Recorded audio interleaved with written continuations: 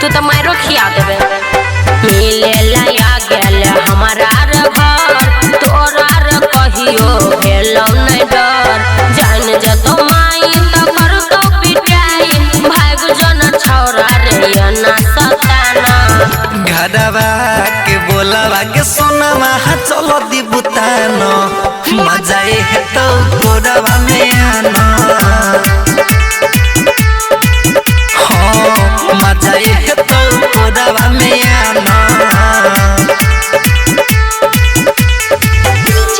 कमलेश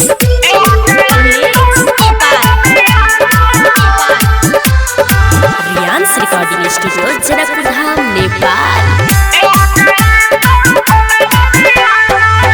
तड़पैछियो हम कले सट देना जानू देखले मानबो नैया आई हे गे बिना तोड़ जवानी चिखले।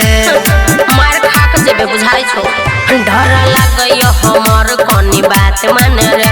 जल्दबाजी में धरेला नहीं जिद ठान रे। अभी के बारी बंद केल कहिया माई जागले है तई कोनी तू ही बताना। घरवा के बोलावा के सोनावा चलो दी बुतानो मजा है तो कोरवा में आना। दिमाग नहीं रे हाँ मजा है तो कोरवा में आना। अल्लाह कर लगो भी जो नहीं तो कमलेश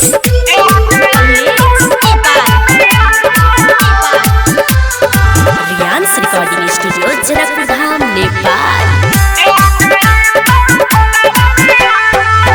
दिलवा कर धुकुर धुकुर टकला में टुकुर टुकुर आज भर पाजा में गे नहीं करे ना कुर नुकुर। की करियो रे कहीं मारते माय राइटर लकी विशाल रे करे छे परेशान। रोजा रोजा तोरा मिलही पर रहै छौ ध्यान। मोहन जी मधसी सुमन सोना कहै छौ दोसर दिन मिली है छोड़ हटाना। घरवा के बोलावा के सोनावा चलो दी बुतानो मजा है तो कोरवा में आना। बड़ी बेकार छे रे। हाँ मजा है तो कोरवा में आना। छोड़ ना